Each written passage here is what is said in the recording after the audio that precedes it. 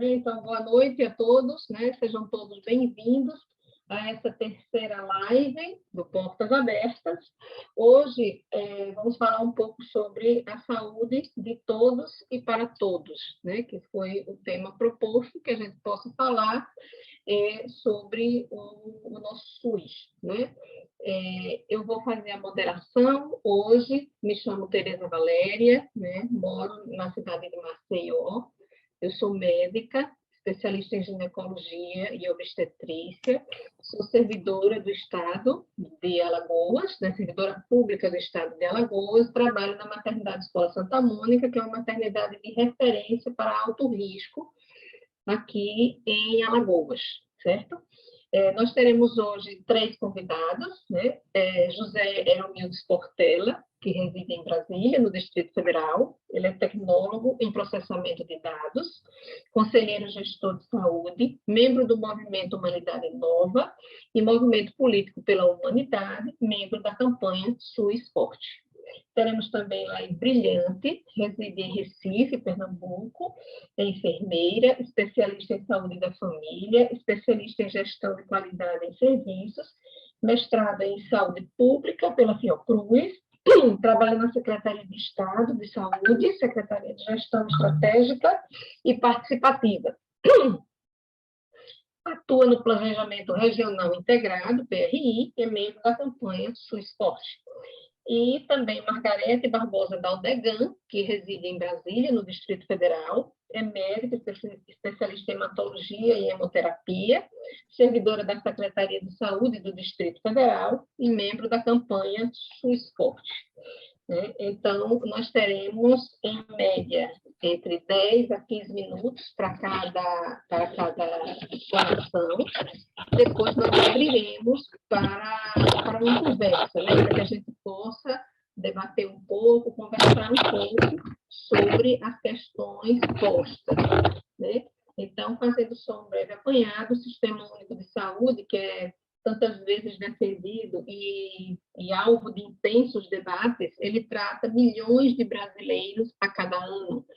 Né? É considerado um dos maiores sistemas de saúde pública do mundo e é o único a garantir a assistência complementar integral, né, gratuita para todos os brasileiros, inclusive para os estrangeiros que, estando em território brasileiro, venham a ser acometidos por alguma patologia ou tenham algum acidente, eles também serão atendidos pelo nosso Sistema Único de Saúde sem que haja cobrança de absolutamente nada, diferente dos outros países, onde nós temos que ter seguro-saúde para sermos atendidos enquanto estrangeiros em visita aos países e mesmo os habitantes, né? Por exemplo, ao exemplo dos Estados Unidos da América, onde você tem que ter um seguro-saúde, onde qualquer coisa que você tenha que precisar do sistema, você tem que estar dentro daquilo que você contratou. Se não tiver, você não será atendido, né? O Sistema Único de Saúde, ele surge nos anos 80, né? Mais precisamente depois da promulgação da Constituição de 1988, que está em vigor até hoje, né? Nos anos 70 e início dos anos 80, já se pensava sobre uma forma de atender a população. Nesse momento, existia o Instituto Nacional de Assistência Médica e Previdência Social, o conhecido INAMPS.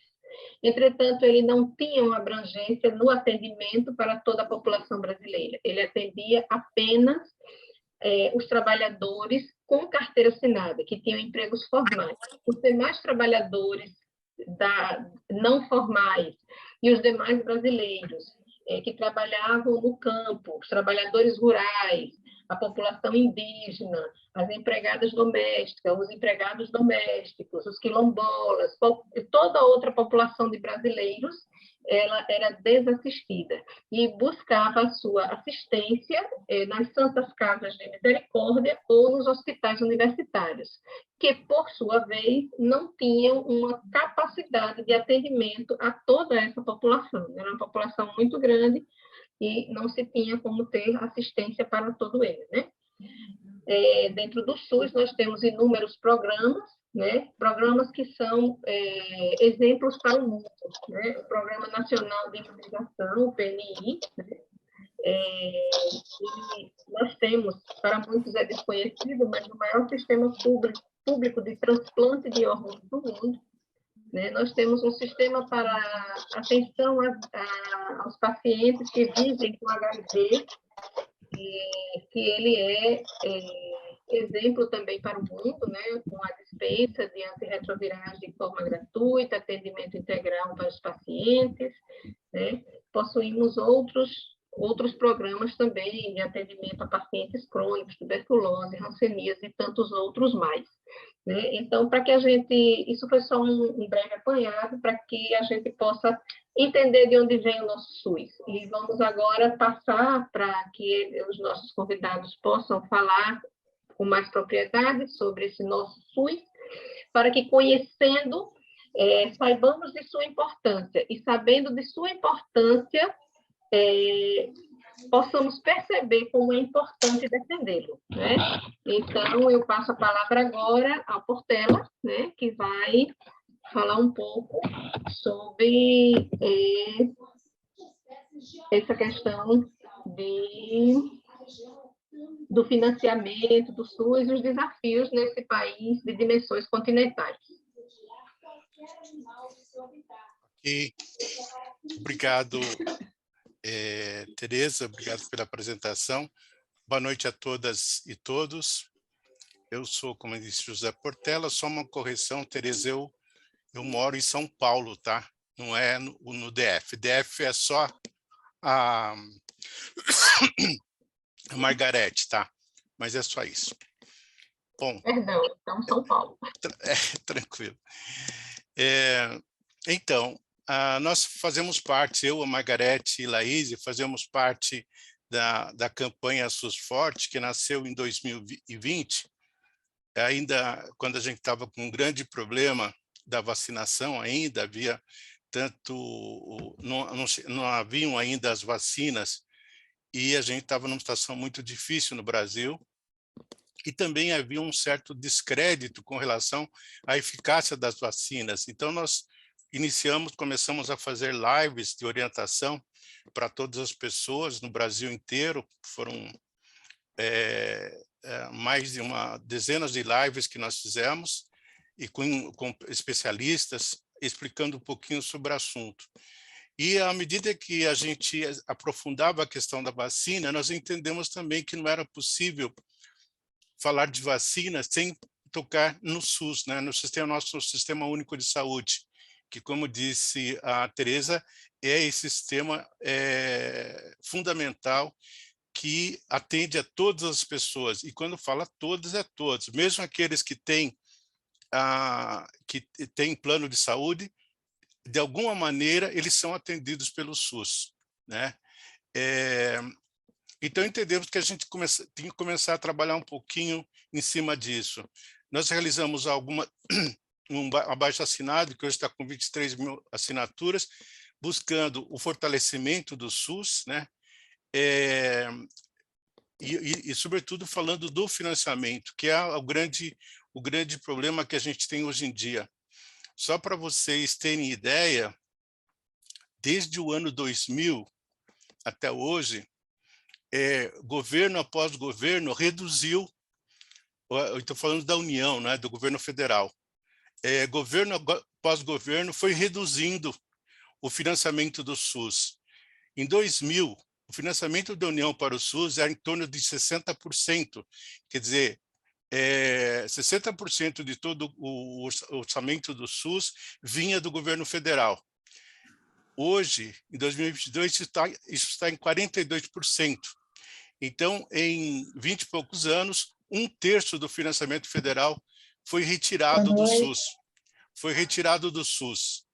Então, não tinha como a gente não ter o problema que a gente tem hoje, né? Isso, o que aconteceu? Isso acarretou um grande problema para o município, os municípios são aqueles que têm uma menor entrada de impostos e, no entanto, são responsáveis porque é no município que se dá o atendimento primário às pessoas. E, portanto, hoje os municípios estão sobrecarregados com esse valor do financiamento. isso é tão sério, é tão séria essa coisa do financiamento, que hoje se falava em subfinanciamento.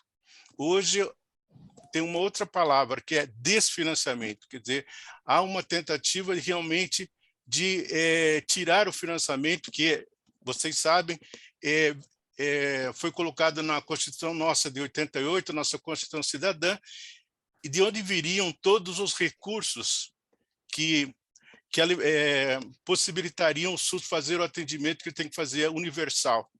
Então, esse sistema nosso único de saúde, que nasceu um pouco do modelo britânico, né, o NHS britânico, e também é similar ao Canadá, e é sobre isso que a gente vai falar um pouquinho. O que a gente tem feito com relação a esse financiamento? Nossa preocupação com relação ao financiamento, a gente tem levado a nossa conversa sobre a importância do SUS, a importância de se conseguir fazer uma frente que lute para que o SUS tenha o financiamento adequado, para que ele consiga fazer o atendimento necessário a todas as pessoas.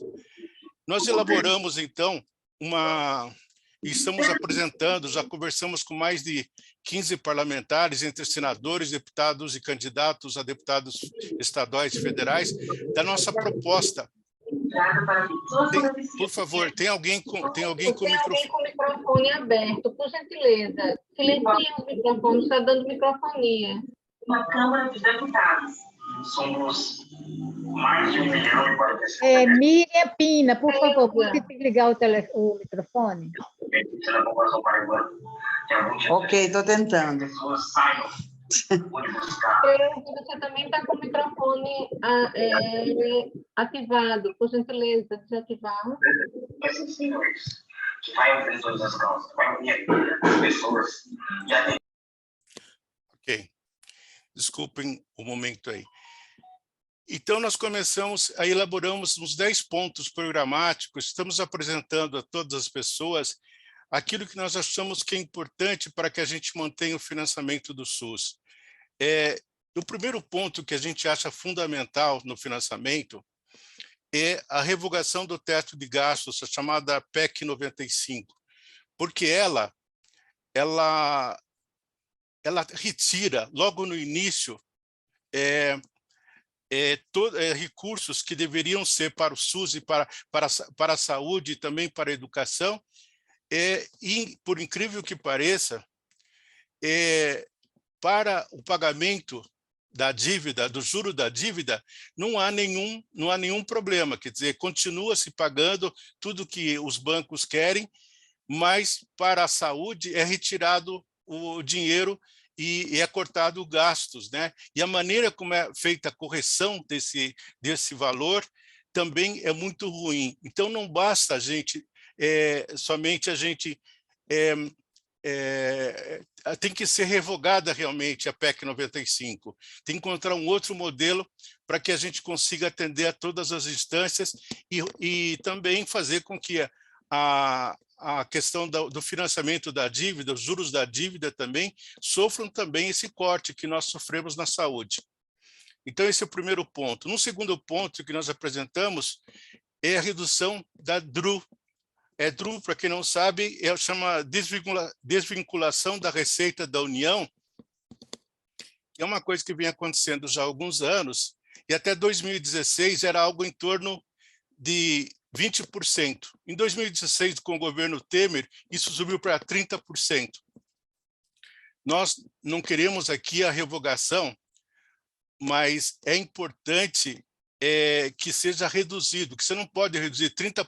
Quer dizer, se tem a PEC que já reduz o orçamento como um todo, vem a DRU e toma 30% do orçamento da saúde para projetos do governo. Nós entendemos que um governo que assume, como ele assume com o orçamento do governo anterior, ele tem que ter alguma reserva para elaborar alguns programas que ele prometeu e são urgentes para a nação. Mas 30% é alguma coisa muito grande. Então, e como um acordo a gente está fazendo com deputados em geral para a redução da DRU. Um terceiro ponto também, que para nós é a alma da nossa luta também, é o resgate do Ministério da Saúde. A gente não pode ter um Ministério da Saúde como a gente tem hoje, entendeu? Por incrível que pareça, em 4 anos de governo, nós tivemos um ministro pior que o outro. Desculpem o modo de falar, mas é isso mesmo, entendeu? Foi um pior que o outro. E a gente não conseguiu defender a saúde como um todo. Acho que todo esse problema também, muita coisa ajudou, que hoje a gente tem 680 mil mortos, né? E se não fosse o SUS, esse número de pessoas seria muito maior, com certeza. Então, a gente precisa resgatar o Ministério da Saúde. A saúde, como diz o lema aqui do grupo, saúde para todos. E outro ponto é a revitalização da Frente Parlamentar da Saúde, isto é, tornar a Frente Parlamentar de Saúde uma coisa mais presente para poder lutar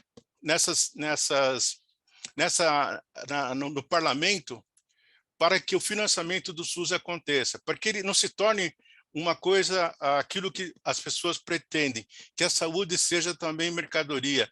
Acho que a Tereza falou um pouquinho dos Estados Unidos, e onde realmente funciona a saúde como mercadoria. E é alguma coisa de terrível que pode acontecer no nosso país, num país que já é extremamente desigual em tantas coisas. Um outro ponto, e aqui é fundamental também a nossa luta, é aumentar o financiamento atual da saúde, que hoje está em algo de 3,8% do PIB, e nós pleiteamos e apresentamos aos deputados, nós queremos 8% para financiar o 8% do PIB até 2030, como um projeto que gradativamente vai aumentando. Por que esse 8%? De onde saiu esse número? A gente não tirou esse número por acaso. Países como a Grã-Bretanha, o Reino Unido e o Canadá já colocaram isso no orçamento, quer dizer, o 8% do PIB para a saúde. E há uma coisa que eu como pessoa, queria me sentir orgulhoso de um dia poder dizer, como eu vi acontecer na Inglaterra, que o primeiro-ministro ele foi operado no SUS, ele não foi operado como aqui no Brasil, no Sírio-Libanês. Então, esse é o desejo de cada um de nós que milita, de cada um de nós que está militando pelo SUS, pelo fortalecimento do SUS. Então, esse aumento de 8%, e tem como fazer isso. Esse é possível, a gente não está pensando em alguma coisa que não é possível. É possível porque os recursos estão lá. É só preciso fazer com que eles cheguem para as pessoas. Depois, uma outra coisa também que traz um grande problema para o SUS é que a cobertura dos planos de saúde não é igual ao do SUS. E aí gera um problema chamado judicialização. Quer dizer, as pessoas, quando não são atendidas pelo seu plano de saúde, elas acabam judicializando o SUS para obter o mesmo tratamento. Em vez de judicializar o plano de saúde que ele paga e que ele pertence, isso vem na conta do SUS. E tudo aquilo que que os planos de saúde não atendem, o SUS atende. Então, nós queremos também que a cobertura dos planos de saúde seja igual à do SUS, para evitar esse tipo de situação. Parece que já há alguma coisa encaminhada agora, no parlamento votou-se uma lei que acabando com o chamado rol taxativo, né? Então, a gente tem uma esperança de que isso aconteça. O 7º ponto é ampliar e fortalecer o Programa de Saúde da Família, que foi um programa exitoso desde os primeiros anos, e atualmente nesse governo a gente foi reduzido pela metade, tanto o número de pessoas, profissionais que trabalham no PSF, como também o número de atendidos. Então isso precisa ser feito. Um outro ponto que a gente acha importante, a Laís vai falar um pouco mais sobre isso, eu só dou um aceno, mas é um dos pontos que a gente está colocando, é o aperfeiçoamento da gestão do SUS, né? Então, hoje a gente tem duas coisas no SUS. A gente vai falar disso, a Laís e a Margarete vão tocar um pouquinho nesse assunto. A gente precisa priorizar a capacitação e valorização dos trabalhadores da saúde. Não fazer o que fizeram agora, que as enfermeiras conseguiram um aumento lá, e aí o Supremo agora, por 60 dias, revogou. e Aqui, revogar. ó, chupetinha para você me ver. Não pode. Senão não era importante. Toma aqui, ó, chupetinha para você. Cadê a historinha da vovó para você contar para mim? Conta a história para a vovó. O teu negócio tá com voz? Ok. Então, e também definir regras para terceirização como premissa. E o nono ponto é criar um observatório de ações em que a gente possa ver quais são as ações que realmente tiveram eficácia com relação à saúde, porque, como disse a Tereza também, nós somos um país de dimensões continentais, os problemas não são iguais. O problema que eu tenho aqui em São Paulo não é o mesmo problema que existe na Amazônia, são diferentes. Então, a gente precisa entender como funciona isso um pouquinho, e esse Observatório de Ações da Saúde é muito importante. E, por último, mas não menos importante, é implementar de vez a chamada regionalização do SUS. Que a regionalização, o que é? A UBS é a entrada básica de todas as pessoas para o SUS. À medida que você tem problemas complexos de saúde, vai subindo na escala, né? Mas hoje o que acontece? Na falta realmente dessa implementação, dessa regionalização, as capitais dos estados, muitas vezes, ou alguns centros assim, são sobrecarregados porque vêm de outras cidades para serem atendidos já com uma situação já problemática, né? Quando vêm pessoas de fora, o problema ainda fica maior. Então, à medida que tenha essas regiões do SUS, então aí você consegue escalonar o atendimento e fazer um atendimento melhor e reduzir também essas filas e os tempos de atendimento que hoje existem. Então, a nossa briga em relação a nossa luta é a gente conseguir esse financiamento que consiga atender a todas as pessoas e ser realmente universal, né? Que a gente vê, eu posso falar de cadeira, um problema que a gente está vendo assim por conta da falta de financiamento do SUS.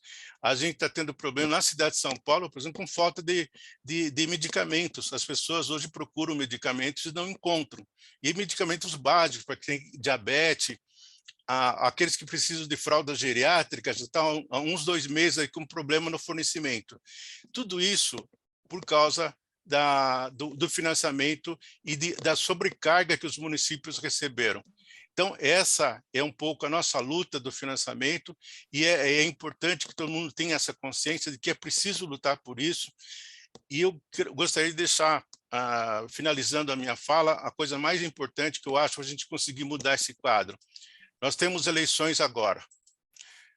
Nós, brasileiros, estamos acostumados a dar muita importância aos cargos executivos, presidente, governador e prefeito. Precisamos olhar com muito cuidado as pessoas que nós escolhemos para o Congresso, que são eles que fazem as leis, não são outras pessoas. Não adianta a gente colocar um presidente que a gente acha que vai resolver os problemas da nação, se a gente mandar junto com ele um Congresso que não esteja alinhado com o bem comum e que esteja alinhado com os mais vulneráveis. Então, eu conclamo a todos vocês que o modo da gente lutar pela saúde, lutar pelo financiamento, é preciso que a gente tenha um Congresso que seja sensível a essa nossa luta. Obrigado a todos. Obrigada, Portela. E agora nós passamos a palavra a Laís Brilhante, né? Que, deixa-me ver, que vai falar um pouco sobre essa questão da regionalização do SUS. Laís? Então, bom dia, boa tarde, boa noite, porque a gente não sabe que horas alguém vai ver esse vídeo, né? Então, eu inicio lembrando a todos que o SUS é um patrimônio, né, do povo brasileiro. O SUS ele é utilizado, como Portela falou, por 100% da população brasileira. Mesmo quem tem plano de saúde também utiliza através de outras formas de vacinação, vigilância sanitária, vigilância epidemiológica. Daí a importância da gente cada vez mais defender, né, e abraçar essa causa para fortalecer o SUS. Então, eu gostaria de dizer que, além do financiamento que Portela tão bem falou, é importante a gente pensar também na gestão do SUS. Isso é uma coisa também muito importante. A gente sabe que regionalização, ela já foi, desde a Constituição Federal de 88, já se falava nisso, depois na Lei 8080 de 90 já reforçava a regionalização.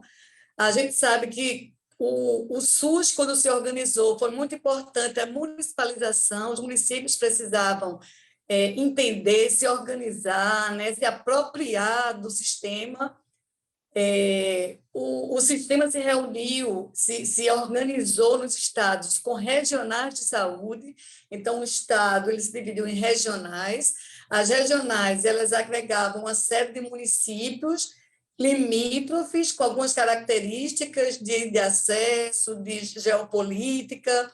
Então, de forma que o governo, a Secretaria de Estado, ela se descentralizava do Estado através das regionais, e cada regional tinha vários municípios junto com ela, e ali existe espaço de governança onde eles são deliberativos e decidem as questões do SUS naquela região.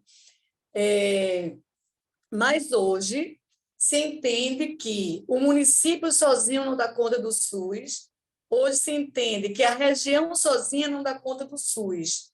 A gente observa, né, e hoje é uma coisa pactuada de forma tripartite, né, por entes do governo federal, dos estados e dos municípios, nessa ideia de trabalhar de uma forma colaborativa, integrada, consensuada. A gente sabe que o município compete a ele a atenção primária à saúde. Isso aí o município tem que dar conta. Se é um município grande, ele pode extrapolar isso, ele pode ir para a média, até para a alta complexidade, mas o que papel dele é a atenção primária. E a atenção primária tem que ser fortalecida, como Portela bem falou, porque ela responde por 85% dos problemas de saúde da população.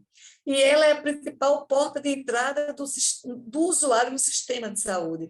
É lógico que tem o SAMU, tem as emergências, mas a principal é a atenção primária.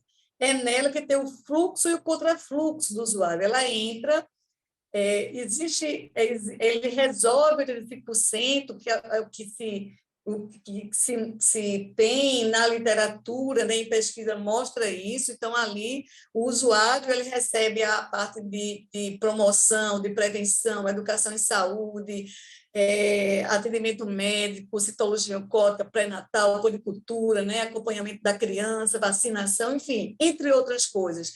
A atenção primária é importantíssima. Então, o município tem que dar conta disso. Se isso falha, a qualidade do SUS cai e as emergências vão crescer em número de atendimentos ambulatoriais que passaram, escorregaram pelos dedos das mãos da atenção primária. E aí, a regional de saúde, que eu falei para vocês, que é esse conjunto de municípios, de limítrofes, que ali existe representação da Secretaria de Saúde do Estado, da regional, com os municípios, de forma com o colegiado intergestores regionais, eles definem as questões do SUS naquela região, eles têm que dar conta da média complexidade. A regional tem que definir até a média complexidade. Pode até ter mais, mas pelo menos a média tem que chegar. Só que, atualmente, a gente vê a importância de trabalhar o planejamento regional integrado. O que é isso? É trabalhar de forma macro-regional. Então, ao invés de ser somente o município sozinho, que não dá conta só de todos os níveis de complexidade do SUS, da atenção primária, da média e da alta complexidade, para aquelas pessoas que nos assistem, que não são da saúde, o que é a média complexidade? É quando você parte da atenção primária e vai para as consultas especializadas, né, para os exames mais, vamos dizer, específicos. E a alta complexidade já é a parte hospitalar, cirurgias de grande porte, UTI, etc. Então, o que a gente vê hoje, que é uma realidade do Brasil, é que os doentes eles viajam quilômetros e quilômetros de distância saindo da sua casa, naqueles ônibus que se chama TFD, tratamento fora do domicílio, para ir para as capitais, mendigar uma consulta especializada, uma cirurgia e etc.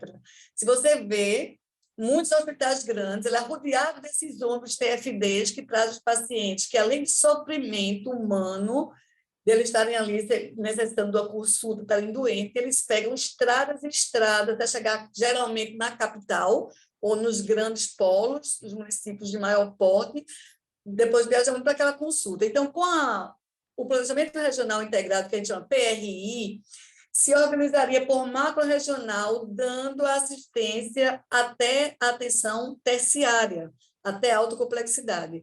Isso aí se um estado ele tem 12 regionais, ele, por exemplo, pode dividir 4 macro-regionais, ele reúne várias regionais e ali eles começam a, de forma solidária, pactuada, integrada, tripartite, definir o que é melhor para aquela macro-região, desde que se vá até a alta complexidade. Isso é uma coisa que é uma coisa assim, que a gente está trabalhando muito neste momento no SUS para melhorar a gestão. E aí, nesse PRI, se vai trabalhar a macro-região de saúde, primeiramente vem um diagnóstico de saúde daquelas regionais que estão agregadas naquela macro, qual é a necessidade assistencial, quais são os vazios assistenciais, né? O que é que existe ali e o que é necessário e prioritário. E, a partir dali, fazer as pactuações, seja em forma de consórcio, seja em forma também da rede complementar, chegando junto, contanto que seja resolutiva, que melhore o acesso do paciente ao serviço de saúde em todos os níveis de complexidade, isso aí realmente chegando o que se chama na integralidade do SUS, e também que seja tudo dentro dos espaços, né, de governança do SUS. A gente se respeita as CIR e as CIG. As CIR são as comissões gestoras regionais que definem as questões da regional, e a CIB é a Comissão Intergestora Bipartite, que é do Estado. Então, na CIB tem secretários de saúde, secretário de Estado, que define a questão do Estado, e na CIR tem os secretários municipais de saúde e representantes da Regional de Saúde, que é o braço do Estado ali, que define as questões regionais. E na macro-regional, que é essa grande novidade atual para melhorar a gestão, se teria grupos condutores macro-regionais, também grupos condutores regionais e grupos condutores centrais. Esses grupos condutores, eles são tripartites, vamos dizer assim, ele tem representação do Ministério, do Estado e dos municípios. Então, o COSEMES está muito forte dentro desse PRI. E também os técnicos, né, coordenadores de vigilância, coordenador de atenção, coordenador de regulação, coordenador de planejamento, também está junto, porque são grupos técnicos políticos. Os gestores ali, os secretários, eles pactuam, resolvem, mas os técnicos que estão ali, eles vão executar. Então, eles se incorporam em todo o processo de discussão ali. E aí, tudo que é visto com essa comissão, gestor, grupo condutor, com esse grupo condutor, seja macro-regional, né? O PRI ele é ascendente, né? Ele vem discussão desde a base do município para a região, até chegar na macro. Então, tudo é pactuado inicialmente em CIR.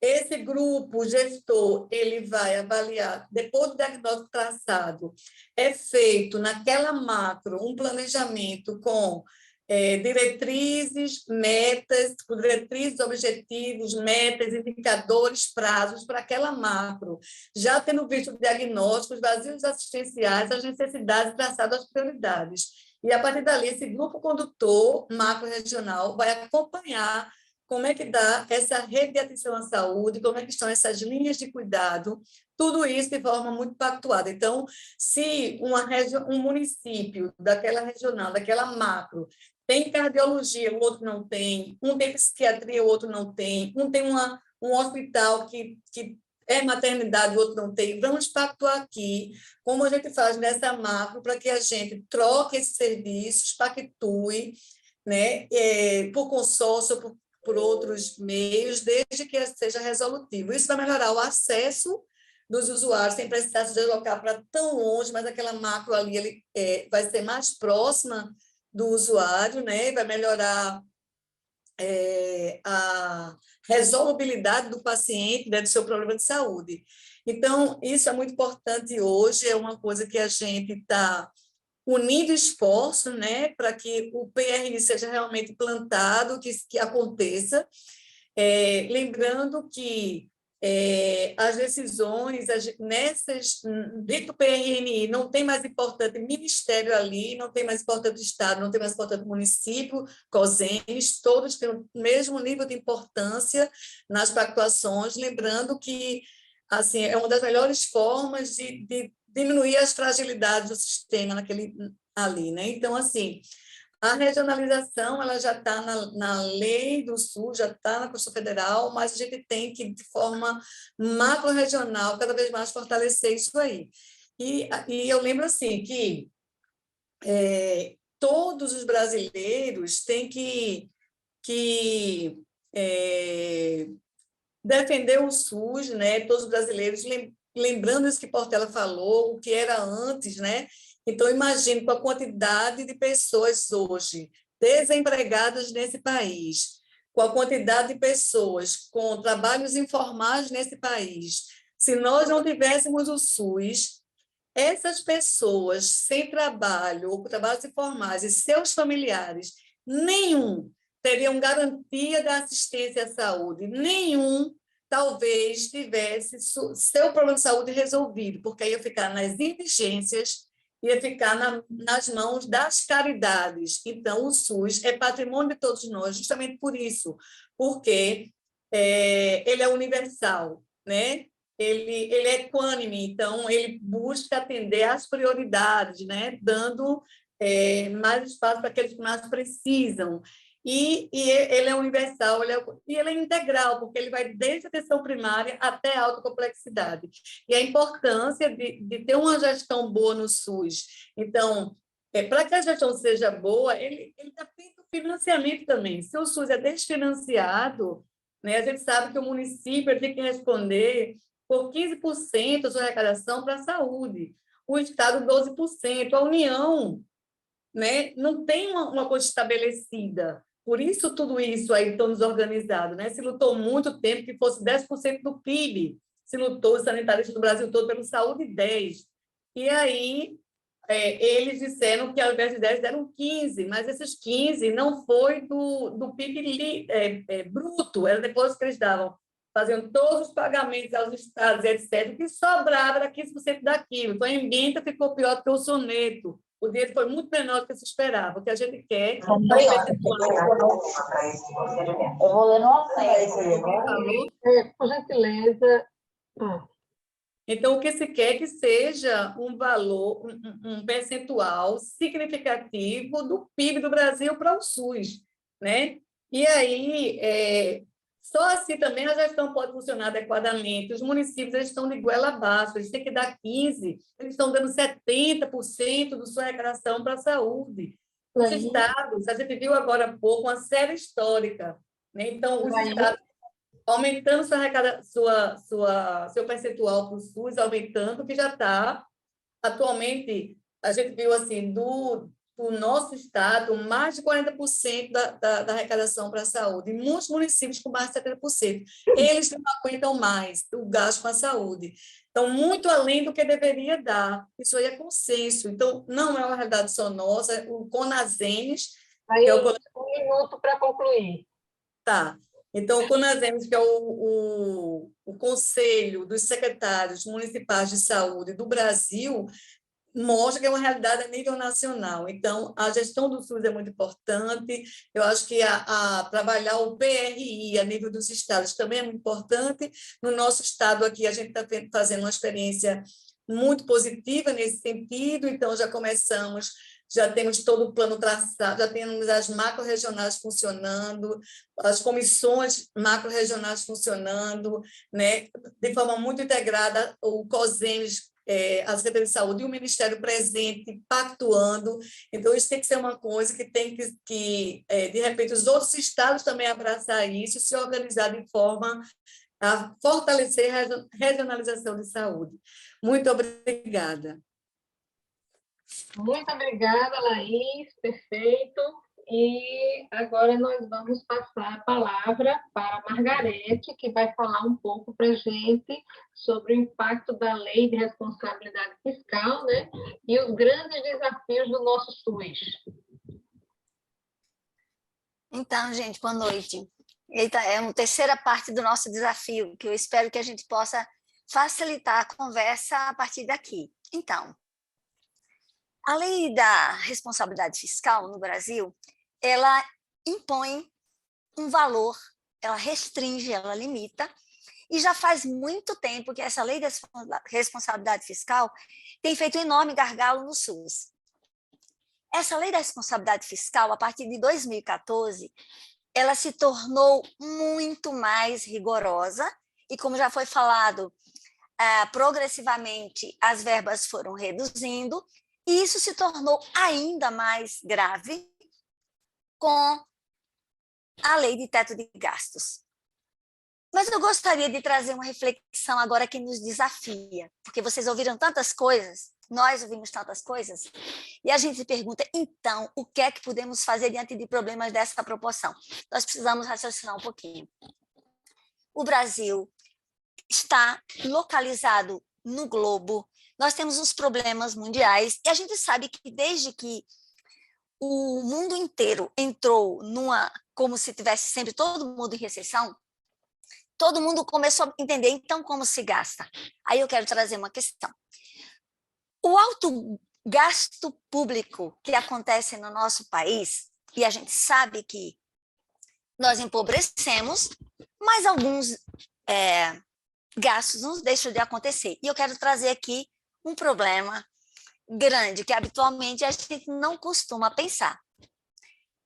Nós empobrecemos, porém nós temos algumas instâncias de poder constituído, que são considerados super estratégicos, que devem continuar tendo bastante dinheiro entregue. E eu vou citar, por exemplo, existem instâncias do judiciário, como os tribunais, o Ministério Público, e todas as áreas do judiciário que vocês percebem que pode acontecer qualquer problema, mas para eles o impacto não ocorre como acontece para nós outros. Nós temos também os gastos com o Legislativo, Câmara de Deputados, Senado, gasto com Forças Armadas, gastos com pessoal, aumentos sucessivos, mesmo em tempos em que a economia não vai bem. Então, aqui eu quero citar 3 coisas que são problemas gigantes, onde o Brasil se vê com pouca grana, mas ela não reduziu, o Brasil não ousou reduzir nenhum centavo dessas coisas e, proporcionalmente, eles continuaram tendo, proporcionalmente, a cessão dessa receita. E o que é que acontece? São só exemplos. Nós temos essas instâncias de governo continuando tendo gastos sempre maiores em prejuízo de outras políticas públicas. E aí aqui nós estamos falando diretamente no SUS. Então, a partir do momento que um país se permite gastar progressivamente com saúde, educação e moradia e continua pagando os altíssimos salários e os gastos com essas instâncias que eu falei, nós não podemos ter outro problema, senão um prejuízo enorme ao SUS. Mas nós já entendemos e a pandemia nos deixou bem esclarecidos. Quando vem uma coisa tão grave como a pandemia, a gente conseguiu entender que a saúde do mais nobre só vai estar segura se os mais pobres estiverem protegidos. Daí a gente precisa se acordar.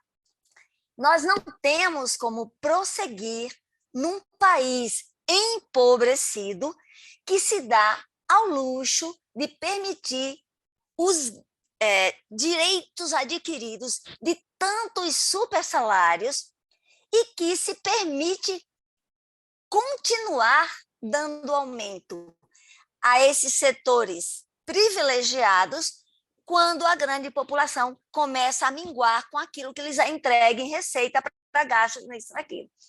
Então, a lei da responsabilidade fiscal, ela empareda toda a nossa situação com relação ao SUS. Nós não temos mais a condição de seguir sem questionar esses gastos. Nós temos que eleger prioridades e precisamos dizer para os nossos parlamentares que nós estamos atentos a isso. Não é possível que o SUS continue sendo desmerecido com relação a todos esses gastos de setores considerados mais estratégicos que o SUS. Então, um profissional do judiciário, um profissional do parlamento, um profissional das Forças Armadas nas suas maiores patentes, não nas menores patentes, porque quando aconteceram os aumentos agora, eles não aconteceram para o soldado raso, eles aconteceram para as grandes patentes. Então, um país que se permite tratar os seus servidores de forma tão desigual, ele não pode querer que aconteça nada melhor numa próxima pandemia se ele ousa tratar a saúde dessa forma.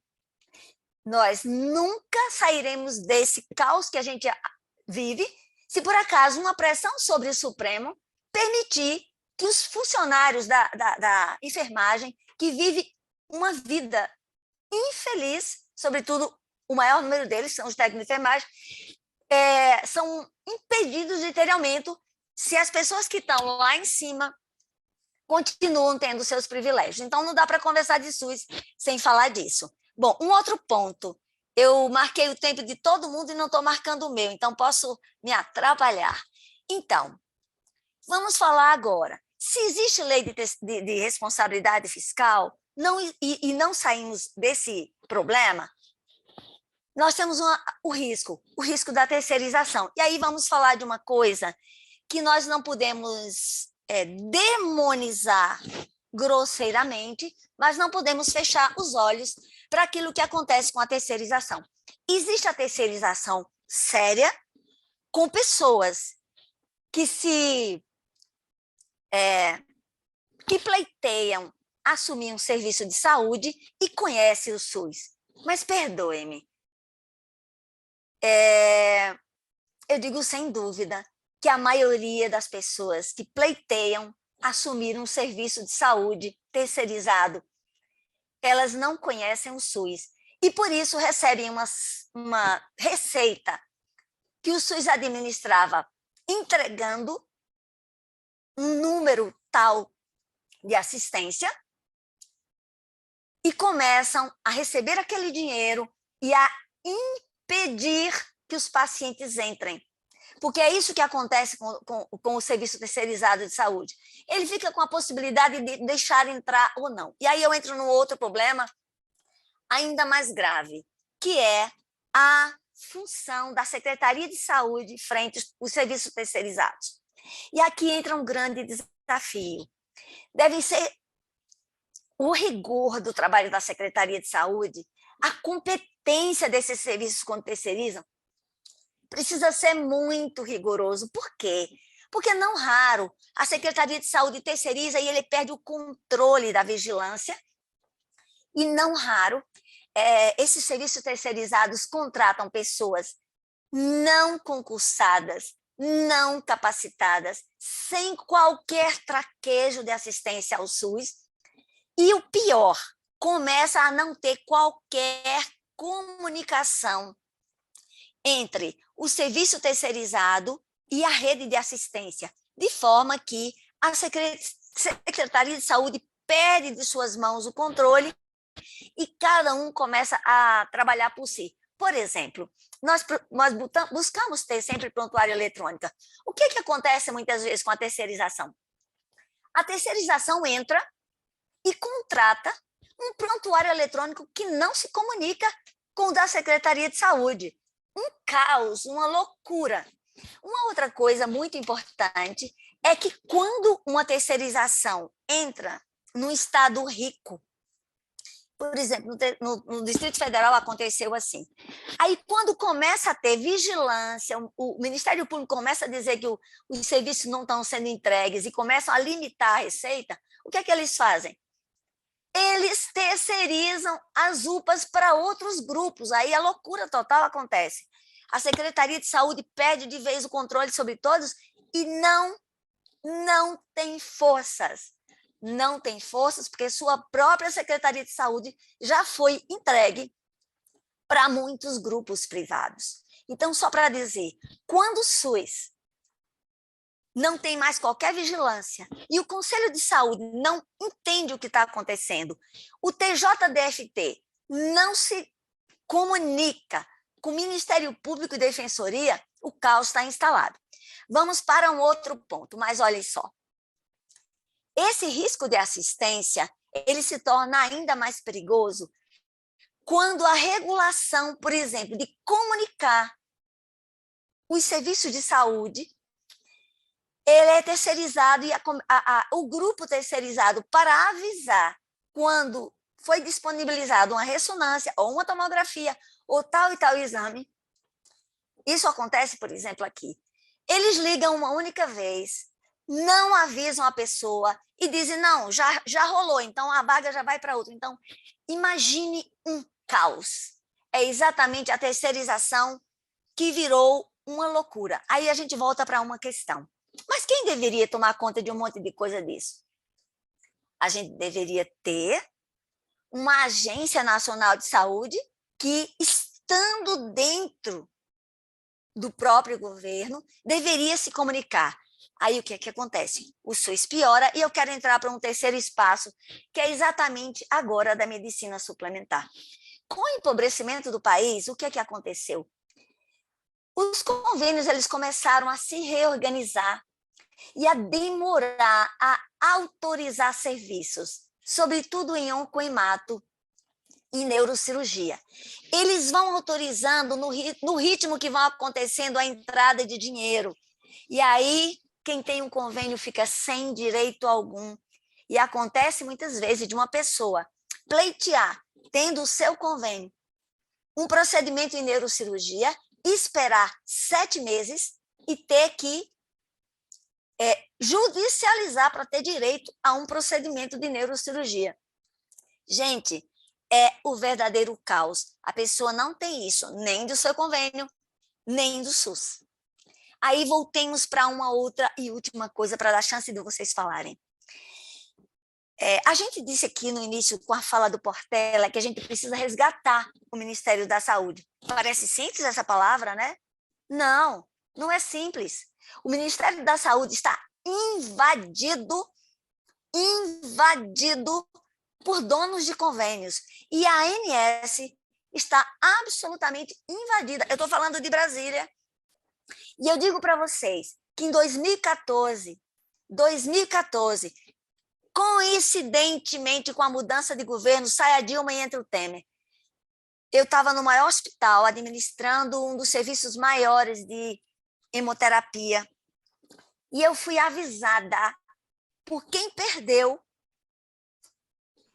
de que a hemoterapia, a hematologia do nosso hospital tinha sido prometida para um certo serviço muito bem conceituado a nível de país. Então, foi ali, foi em 2014, onde nós fomos rifados. Hoje, nós não temos um Ministério de Saúde para administrar tudo isso, nós temos a ANS entregue para os dentro de convênio. Significa, gente, que nós temos convênios, quem está aqui que tem convênio, e nós não temos mais promessa de sermos atendidos pelos nossos convênios.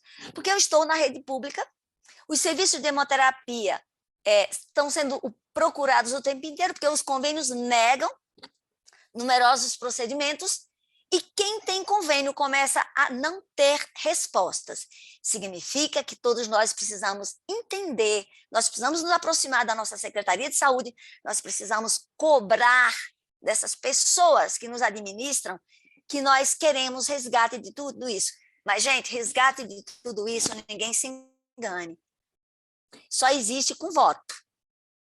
Nós precisamos nos aproximar do nosso Conselho de Saúde, nós temos que aprender a cobrar, mas nós estamos absolutamente descobertos, seja no SUS, seja nos nossos convênios. E quem não experimentou isso é porque não adoeceu bem, porque, de verdade, esse é o nosso risco atual. Eu vou encerrar, porque tem muitas coisas para colocar, e falar dessas coisas parecem falar de problemas, e a gente que não está com o astral muito grande, bom, vocês só vieram falar de problema? Não, nós viemos nos acordar para a realidade. Por quê? Porque a alegria e a felicidade não cai do céu. Ela não vem de graça.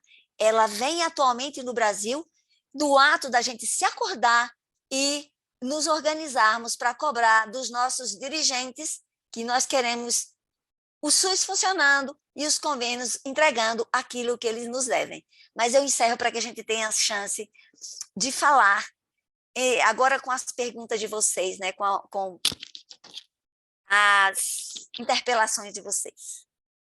Obrigada. Mas você ainda tem 2 minutinhos, viu? Mas, de toda forma, muito obrigada. Eu prefiro deixar que as pessoas agora percebam qual é o meu papel junto a tudo isso, sem baixar o astral, todo mundo investido da sua coragem, entender o que fazer localmente. Bom, quem quiser agora pedir a palavra, pode levantar a mãozinha aqui ou colocar no chat, né? Para que a gente possa ver e ver a pergunta de vocês.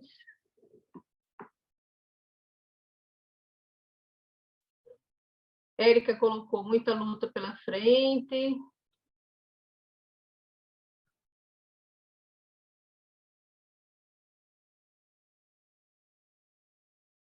E a mercadoria, sim. Zilda colocou, saúde hoje é mercadoria, né?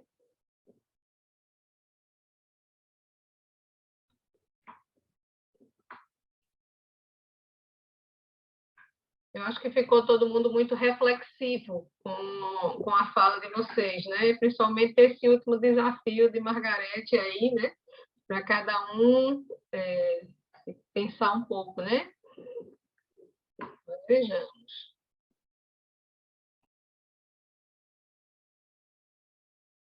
A gente chama quem participa de conselho de saúde para falar.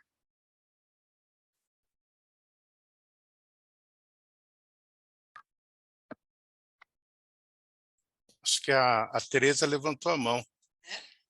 Tereza, se você quiser falar. Eu só gostaria de fazer um breve comentário de tudo que a gente ouviu, para refletir mesmo a importância da que já foi falado, só para enfatizar a importância da atenção primária, né?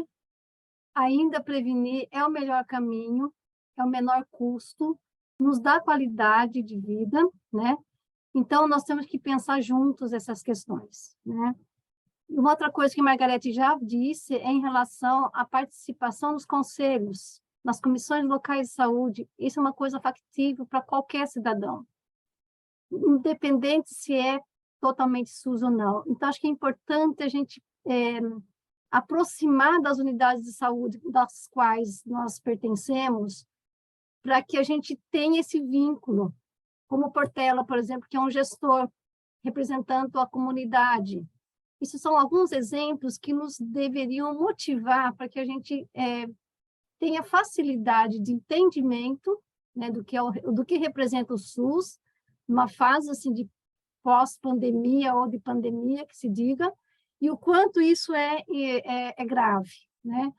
E, por último, só para acrescentar a questão da terceirização, a dificuldade que é de tudo que já foi dito, a questão do vínculo, que já foi falado também, né?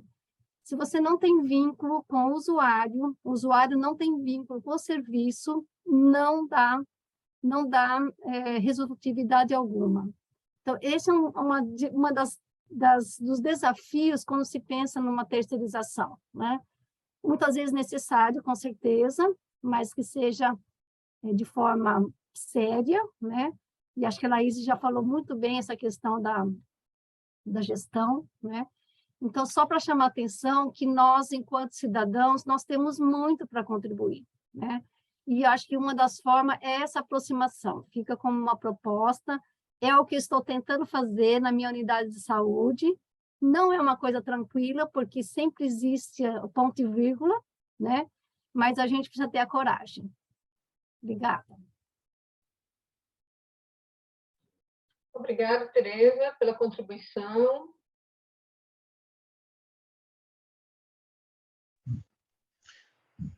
Boa noite a todos.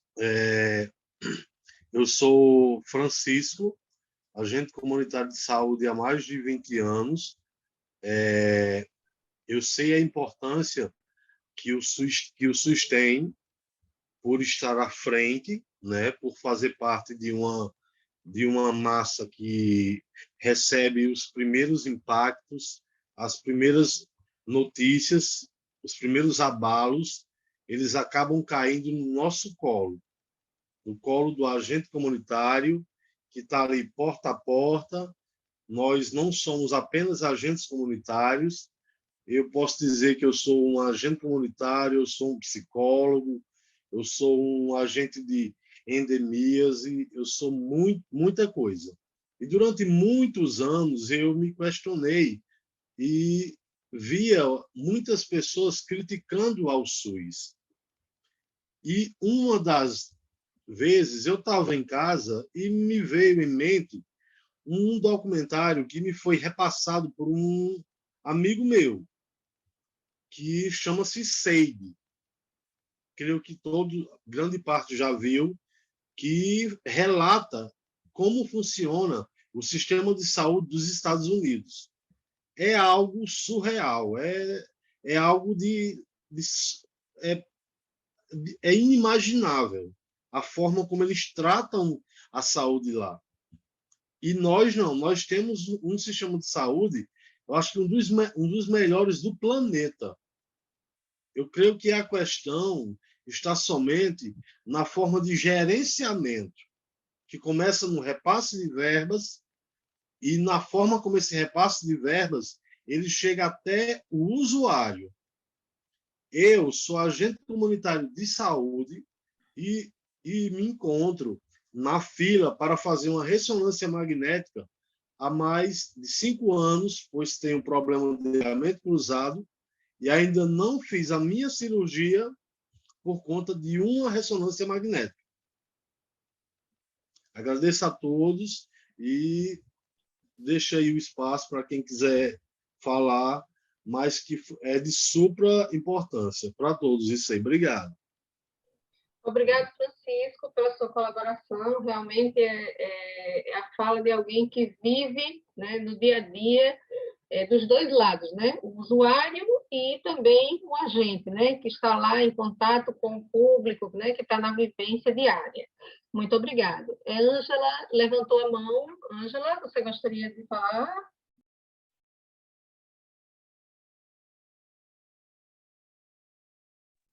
Ângela?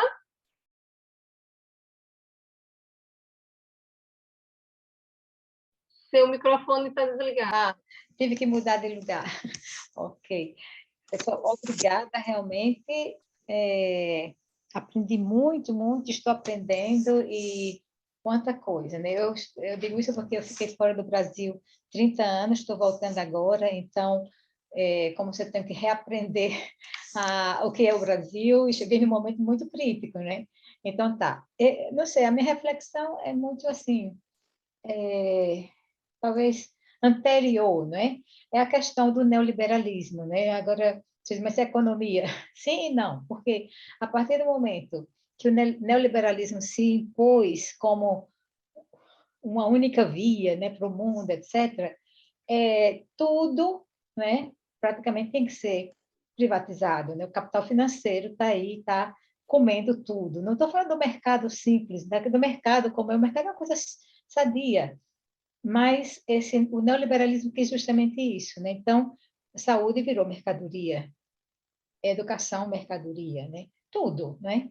Então, por isso que a gente fala de custos, a gente não fala de investimento, né? Custo da saúde, custo da educação, que não deveria ser. A gente não deveria ser um custo, deveria ser uma verba, né, que investe no ser humano, né, no cidadão, nas pessoas, né, para que eles tenham vida melhor. É uma questão de entender o que é o bem comum e os bens comuns, né? Então, eu acho que é por aí. Por isso que a gente agora fala de privatização, e algumas pessoas até estão achando que é a melhor via mesmo, porque tem roubalheira, porque tem... Mas isso não é só aqui no Brasil, não, essa tendência a querer privatizar. É uma questão do sistema mesmo, que está tentando, de todo modo, desacreditar aquilo que uma vez era imaginado, pensado, organizado como coisa pública, para se tornar cada vez mais terceirizado, privatizado, né? Eu digo isso, por exemplo, eu estive no Sudeste Asiático, lá não existe um sistema de saúde, né? Ou você é indigente ou você tem um plano de saúde. E só tem plano de saúde quem trabalha nas multinacionais, nas grandes empresas. Ou você vai para o sistema particular, né? E na Europa, não, eles têm um welfare state muito forte, que está sendo desmantelado, literalmente desmantelado, né? A questão da aposentadoria, a questão mesmo da saúde. Por exemplo, na Itália, agora eu acho que é diferente, Laís, porque a regionalização lá provocou uma coisa assim, uma coisa muito interessante, muito assim, ficou ineficaz em algumas regiões, porque algumas regiões são ricas, outras são mais pobres. Então, por exemplo, na pandemia agora se viu muito isso, né? As regiões, sobretudo do sul, de Roma abaixo, são mais pobres, não têm as mesmas unidades, os mesmos hospitais, etc. Então, como cada região é responsável pela assistência para aqueles cidadãos daquela região e não se comunicam entre elas, então ficou muito mais pesado para as regiões mais pobres, né? Então, enquanto que, por exemplo, eu morei em Roma, que tem uma saúde, assim, um sistema de saúde muito mais precário do que na região de Florença, que é outra região que tem um sistema muito mais organizado. Então, é muito difícil, né? Muito complexo, né? Pensar isso. E veja que a Itália é muito pequena no sentido territorial, né? Imagina o Brasil, assim, com tantos desafios.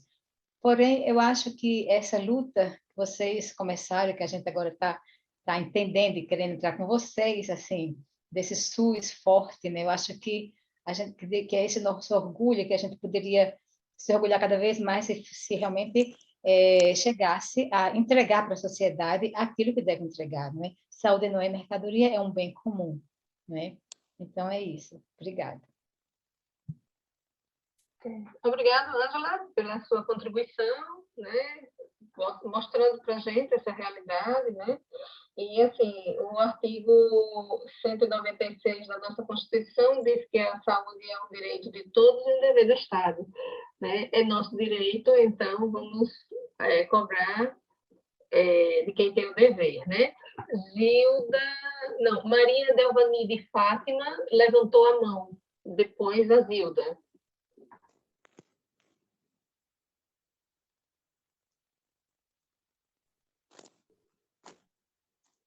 Maria Delvani de Fátima.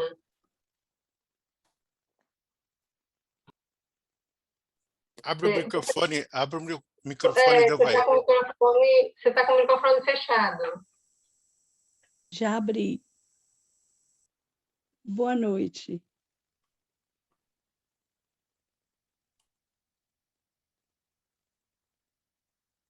Boa noite. Então, eu só queria fazer um comentário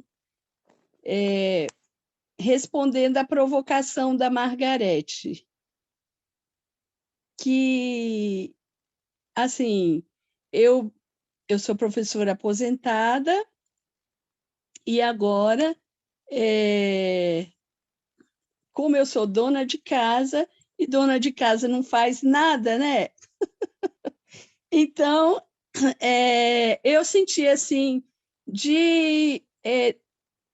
me perguntava como contribuir, né? Como contribuir. E eu descobri, eu já participei. Então, eu vi que a saúde era uma possibilidade, principalmente nesse período, que a gente pode fazer a nossa contribuição. Às vezes, não é possível ir pessoalmente, mas tem os encontros acontecem online também. Então, eu estou aprendendo muito, muito, muito, muito. E depois que eu comecei a participar com esse grupo do SUS Forte, a gente vê assim que está tudo. Eu sempre vi dessa forma, mas agora fica muito mais claro que está tudo na política. Não a política partidária, mas a política, que a Ara Lubick diz que é o amor dos amores, e a gente entende que realmente é. Por quê? Porque está tudo ali, né? Tudo ali, né? E como é difícil e, ao mesmo tempo, é importante a gente, como é que eu poderia dizer? Como é necessário essa inserção, como a Tereza falava, né? Porque eu sempre critiquei, falava, mas como que não... E quando eu comecei a participar, você vai vendo, né, aos poucos, as deficiências, de onde vem. E num momento como esse, você começa a entender melhor por que as coisas não funcionam. Né? Quando a Margarete falou que é a questão dos convênios, realmente está sendo assim, a gente não está... As consultas, para marcar uma consulta, para fazer um exame simples, está difícil. Então, a gente começa a ter uma... É impressionante como está tudo muito interligado, e a gente realmente está descoberto. E a nossa resposta, a nossa forma de atuação tem que ser juntos e consciente, né? Isso. E agora é um momento que a gente, esse voto que é o nosso poder, é um momento que a gente precisa estar muito atento a tudo isso, como o Portela dizia, né? Não sei se foi o Portela, mas acho que foi o Portela que dizia que como a gente precisa estar atento às pessoas que a gente vai colocar lá no legislativo, e como é difícil escolher com essa cortina de fumaça que se cria com as fake news, por exemplo. Como é difícil vocês, se você não tiver muito atento, se você não tiver, sei lá, conexão com outras pessoas, com essa força mesmo, eu diria assim, pedir a Deus essa força, essa luz dentro, e estar junto com outras pessoas, para você realmente ampliar a tua visão, porque tem um ditado que um olho enxerga bem, dois enxergam mais.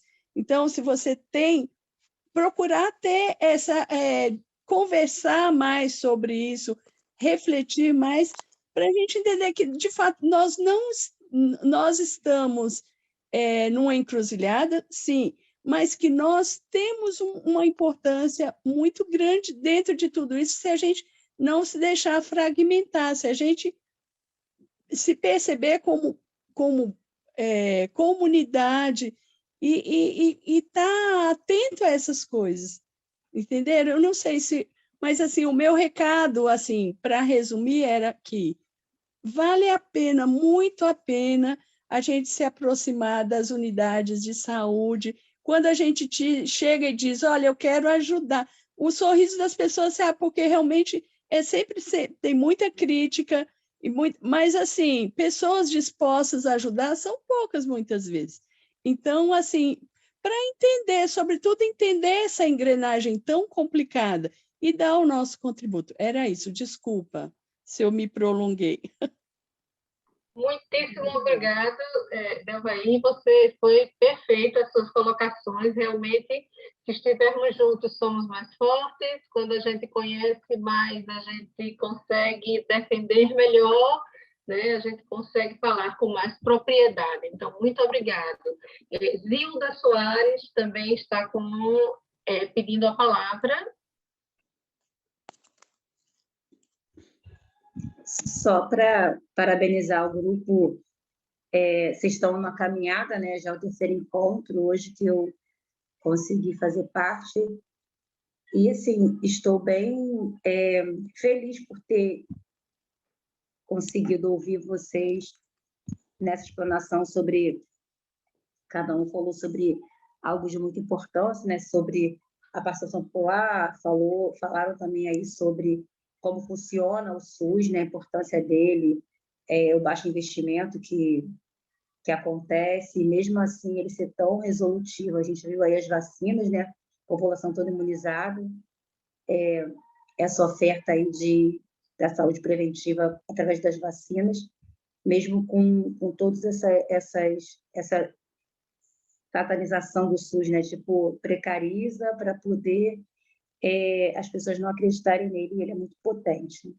E é um sistema bem forte e que tem uma visão muito de desconstruir um enfrentamento de vários grupos, vários movimentos sociais, que é a desigualdade social. Então, eu acho que ele é muito criticado porque ele tem essa bandeira, né, de fazer com que a desigualdade social ela seja minimizada naquilo que o ser humano mais tem necessidade, que é acessar um direito para ter a saúde física, mental e a saúde social. Então, é isso, assim, parabenizar vocês e agradecer por poder participar desse momento. Eu sou agente comunitária de saúde aqui no município do Rio e faço parte de alguns movimentos sociais aqui, e eu acho de fundamental importância as pessoas estarem pensando sobre esse assunto de fortalecer uma conquista que veio através da luta popular, né? As pessoas se uniram e conquistaram através da cobrança que essa lei fosse votada e colocada em prática após a Constituição de 88, como foi falado, né? A lei de 1990, a lei 8080. E ela precisa muito que legisladores permaneçam fortalecendo ela através da cobrança, né? Porque é muito lindo, a gente, o que está escrito na lei é maravilhoso, mas, infelizmente, a gente não consegue vivenciar, né, tudo que está preconizado lá. Por mais que haja lutas, mas, assim, o poder econômico, ele é muito forte dos laboratórios, né, dos planos de saúde. Esse tratamento é muito árduo e a gente precisa de mais gente nessa luta para que o SUS seja alguma coisa de acesso pleno, né? Todo cidadão tenha acesso ao SUS, independente da origem, classe social e tudo, é isso. Obrigada, Zilda, pela sua colaboração. Como você disse mesmo, o lobby dos planos de saúde, de laboratório, é muito forte, né?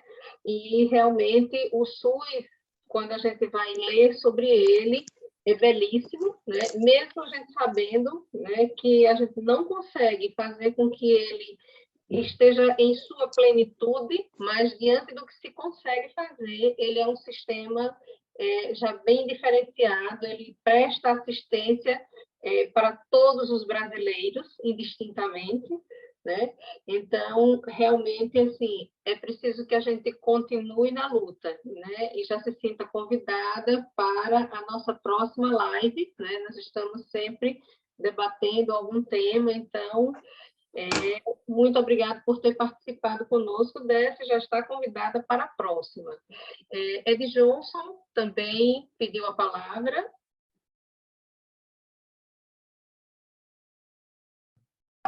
Então, boa noite a todas e todos. Antes de tudo, queria me solidarizar com os desafios, né? E as dores de Francisco e Zilda, que são os agentes comunitários que estão presentes aqui na sala. Eu sei muito bem do que vocês falam, porque a minha esposa é agente comunitária de saúde há mais de 30 anos. Então, de certa forma, eu também me sinto representado por vocês. E queria dizer que nessa nossa luta do fortalecimento do SUS, né, uma das formas que eu encontrei, e aí justamente fazendo essa essa provocação que foi feita aí, né, como lutar para fortalecer o SUS, justamente entrando nas instâncias de participação popular que foram definidas na Constituição de 88. Uma delas são os conselhos municipais, né? Então, eu atualmente estou fazendo parte aqui do Conselho Distrital de Saúde. E qual a importância da gente participar dessas instâncias, além no caso específico aqui, da luta pelo fortalecimento do SUS? É que, quando a gente começa a militar, a gente aos poucos, a gente vai conhecendo quem é joio e quem é trigo, não é?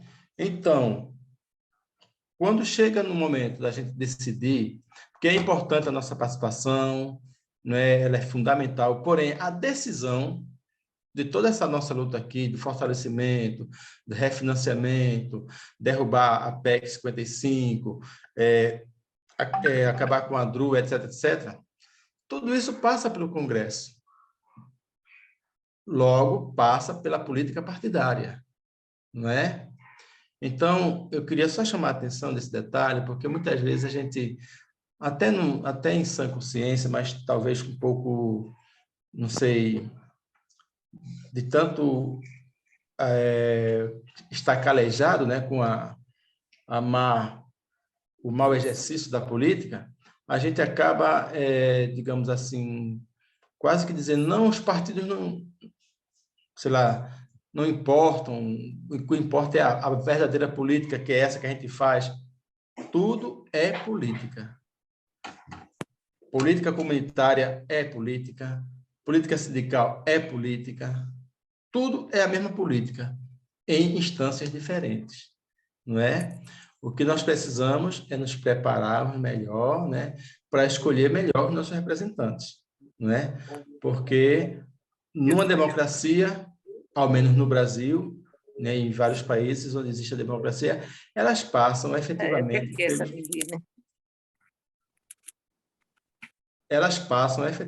pelos partidos políticos, não é?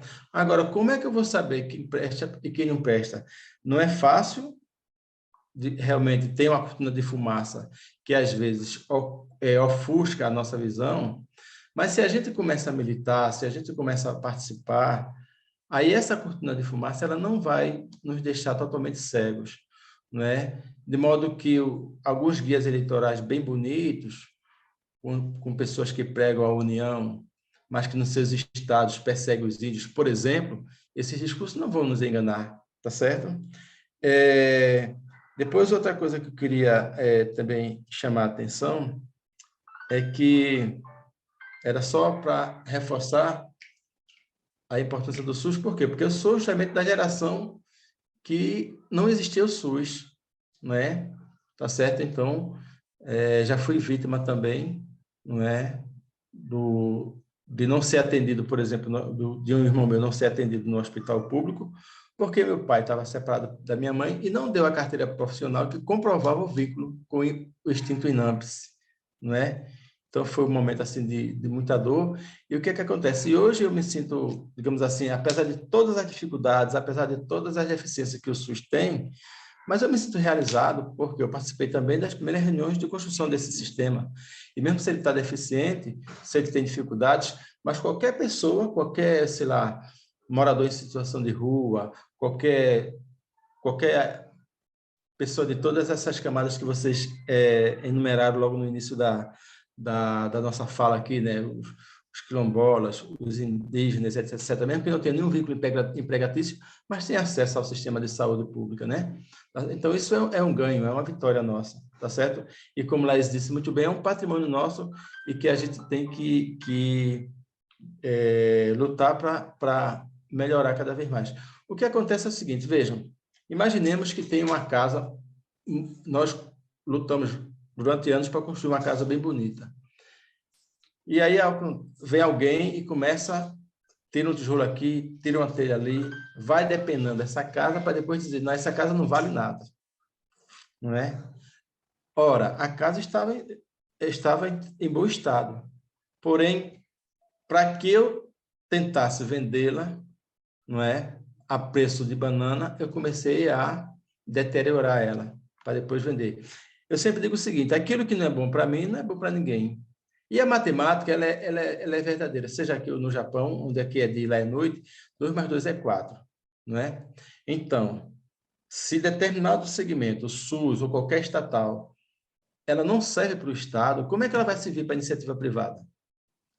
Ora, ninguém vai se interessar por uma coisa que é ruim, né? Então, se o SUS é tão cobiçado, se o SUS, existe todo esse pessoal aí que tem aí as chamadas terceirizadas, os planos de saúde, tem um olho muito grande no SUS, é porque ele é bom.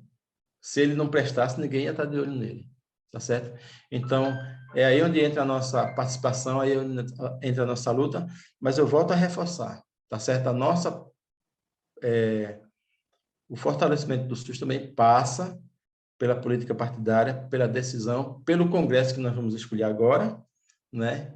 E nós só vamos saber escolher bem esse Congresso quando a gente começar a militar nessas instâncias de participação popular, sobretudo com relação ao SUS, nos conselhos municipais de saúde. Até porque, participando, né, eu tenho observado o seguinte, tem um bom número de pessoas que estão lá, que participam, mas que não têm consciência do seu papel enquanto conselheiro. E aí, já que nós estamos nessa articulação, isso recai uma responsabilidade maior sobre nós, né, já que nós estamos tendo essa consciência. Então, cabe a nós entrar nesses conselhos para fazer com que eles, de fato, exerçam o seu papel, a sua função, de acordo com a qual ela foi definida na Constituição de 88. Então, era isso aí. Obrigada, Johnson, realmente importante, né, tudo que você falou aí. Gente, nós já estamos, já são 10 horas e 5 minutos, então já estamos com um horário bem avançado.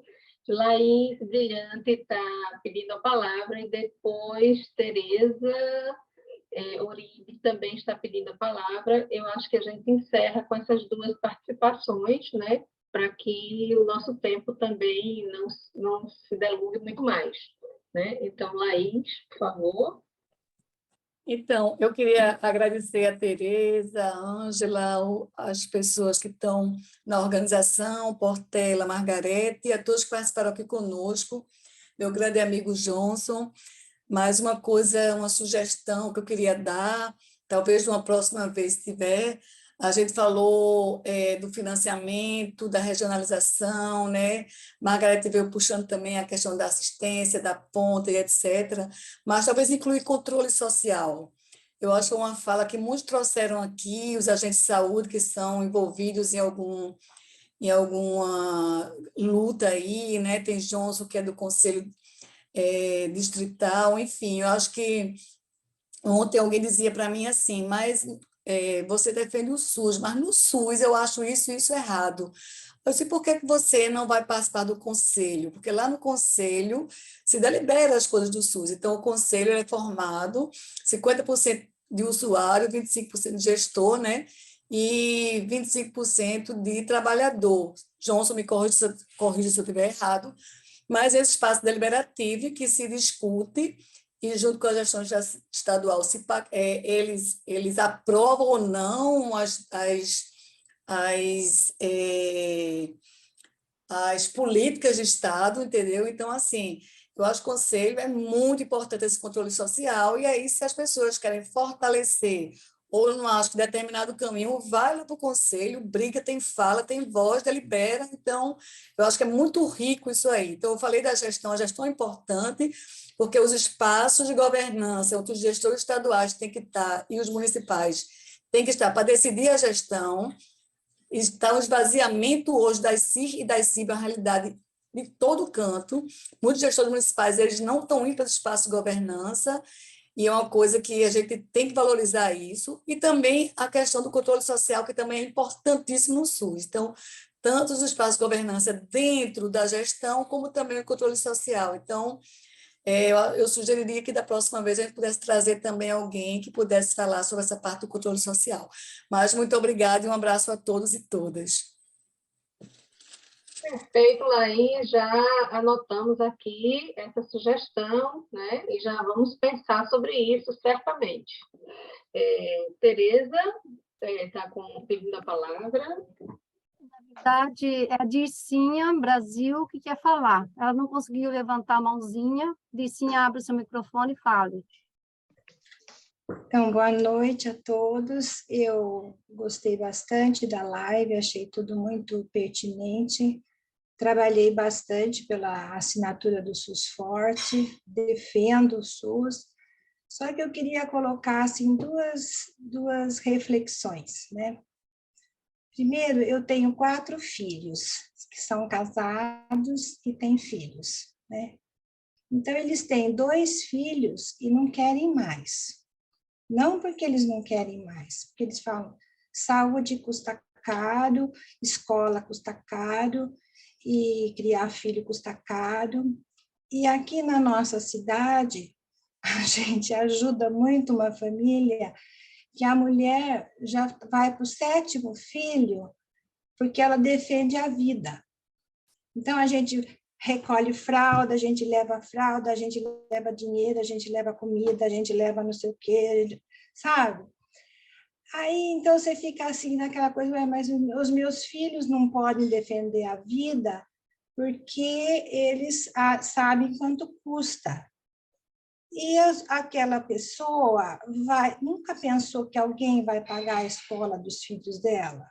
Nunca pensou que vai pagar o sistema de saúde? Então, são coisas assim que é para também assim, ajudar nessa reflexão que a gente está fazendo, entendeu? Então, a gente defende que não precisa ter um controle de natalidade, porque eu também tenho 4 filhos do método Billings, entendeu? E de repente, tudo isso que a gente está pleiteando, escola boa, saúde boa, tudo isso custa caro. E aí vem os partidos que também jogam aqueles que empregam contra aqueles que são os empregados.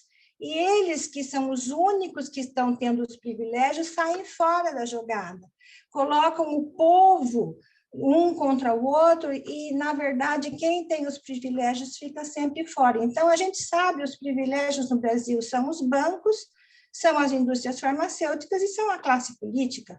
Eles é que têm os privilégios. E a gente fica aqui, um partido, outro partido, joga trabalhador contra quem emprega, e, na verdade, tudo isso que a gente está querendo vem do dinheiro dos impostos. O governo não tem dinheiro, ele arrecada, e arrecada de quem está trabalhando. Então, são coisas assim que eu acho que são mais profundas, sabe?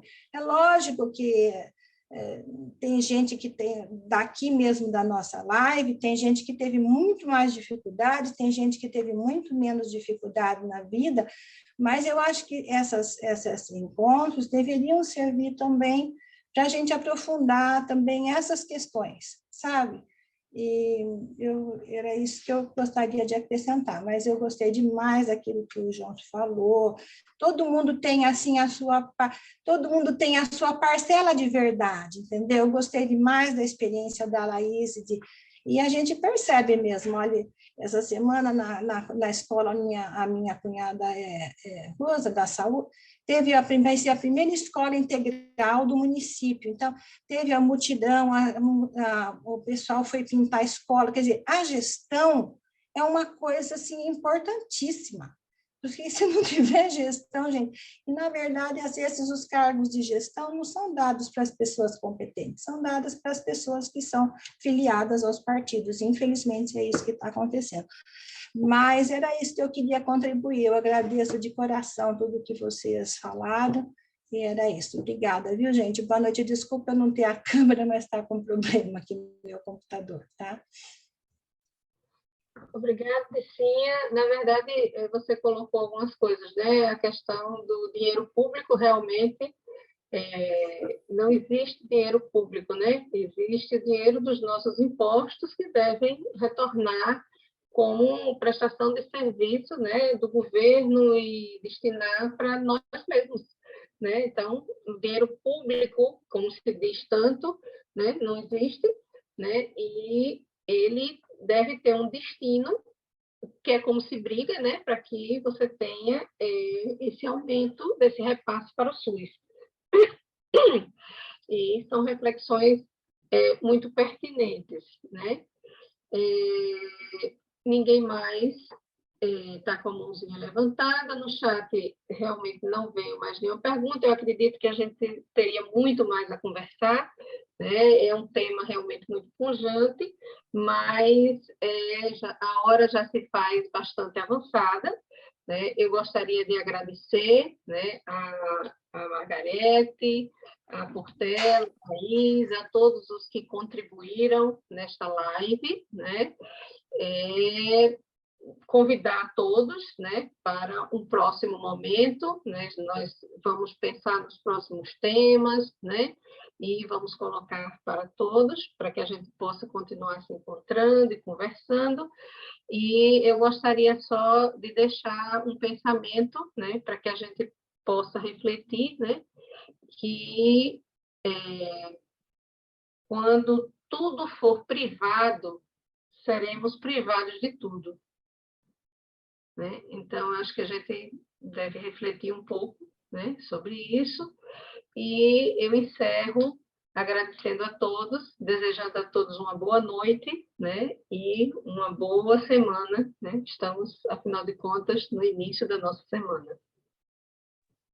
Tereza, eu gostaria de lembrar que a próxima Portas Abertas será dia 19, e o tema possivelmente será economia, no sentido, vamos trocar em miúdos com alguns especialistas, professores de economia, professores de política, por que a inflação está assim, por que a gente tem tanta, é um país que produz tanto e a gente passa fome. Então, a gente vai trocar em miúdos algumas questões que estão atrás aí das questões políticas e econômicas. Tá? Dia 19, quarto Portas Abertas, esperamos por vocês. E obrigado, Jaime, por nos proporcionar também o YouTube e a rede que vocês possuem. Obrigada.